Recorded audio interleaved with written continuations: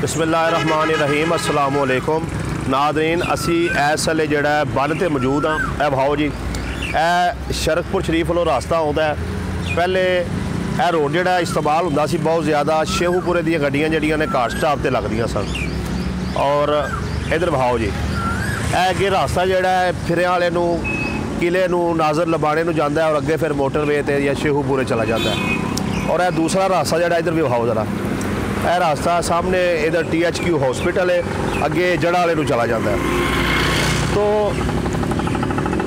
मुद्दा ये भी इस रोड का कि यह पहले रोड जिहड़ा बिल्कुल नहीं सी बनया है और फिरे वाले ने अपना सियासी शख्सियत ने मियाँ यासर शकूर उन्होंने कोशिश काविश करके हाजी अली असगर मंडा को फंड मंजूर करवाया और ये इतों लैके तो नाज़र लबाना तक यह सिंगल रोड जिहड़ा तमीर कर दिता गया।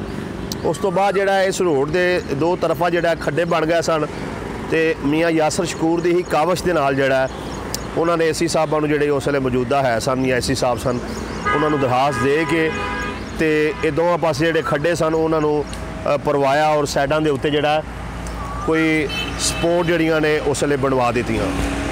ते हुण जिहड़ा मुद्दा है वो ये वे कि चूँकि मोटरवे बन चुकी है और शेहूपुरा रोड भी बन चुका है तो बहुत ज़्यादा ट्रैफिक का रुझान होंदा है। अड्डे तो बहुत ज़्यादा रोड इस्तेमाल होंदा है। जिहड़े लोग जड़ा वाले आउंदे ने अक्सर औकात वो भी चूँकि वो रोड जिहड़ा डबल है, ज़रा अच्छा बनया है, बेहतरीन है, इहदे नालों ज़रा डबल है तो वो इस्तेमाल होंदा है।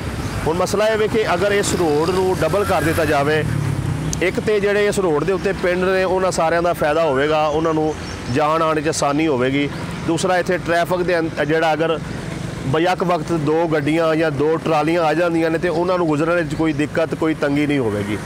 तो महकमा हाईवे अगे गुजारिश है, MNA राणा तनवीर अगे गुजारिश है, MPA मियाँ जलील अहमद शरकपुरी उन्हां अगे गुजारिश है, दीगर जिहड़े भी सियासतदान ने सारियां अगे अपील है कि बराए मेहरबानी अपना जिहड़े हुण तुसीं जिन्हें भी प्रपोजल बना रहे हो, जिहड़े भी फंड मंजूर करवा रहे हो, उन्हां दे अंदर जिहड़ा इस इहदा नाम बैक ते करो जी ज़रा, ये रेस्क्यू 1122 के सामने इहदा नाम हुण चौक हाफज बरकत अली रख दिता गया है।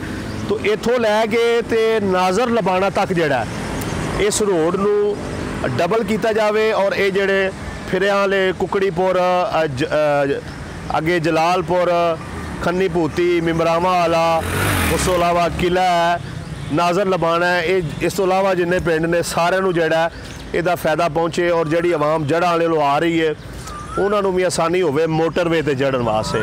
तो बराए मेहरबानी इस वीडियो को शेयर करो, कमेंट अपनी राय का इजहार जरूर करो और इस काम वास्ते भरपूर आवाज़ उठाओ। ये सदका जारिया है, अल्लाह की मखलूक वास्ते जिहड़ा बंदा आसानियाँ पैदा करता है, अल्लाह तबारक व तआला भी उहदे वास्ते आसानियाँ पैदा करता है। और रास्ता जिहड़ा देना है, अल्लाह के नबी सल्लल्लाहु अलैहि वसल्लम ने फरमाया कि क़यामत वाले दिन जिहड़े लोग जन्नत में दाखिल होणगे उन्हां च जिहड़े अगे लोग होणगे जिहड़े बहुत जल्द जन्नत में दाखिल किए जाणगे उन्हां च वो लोग शामिल होणगे जिहड़े लोगों वास्ते रास्ते बनाते सन, रास्ते खुले करते सन, रास्ते कुशादा करते सन। तो असी इस मौके पर मियाँ यासर शकूर साहब का शुक्रिया अदा करने कि जिन्हां दी कोशिश काविश दे नाल ये जिहड़ा रोड टुटिया भजिया सी ये सिंगल रोड की तमीर हुई और उस तो बाद हुण तक इसकी देखभाल करते हैं। हर वक्त इत्थे जो भी मसला मसाइल इस रोड का होवे उन्हूं हल करते हैं।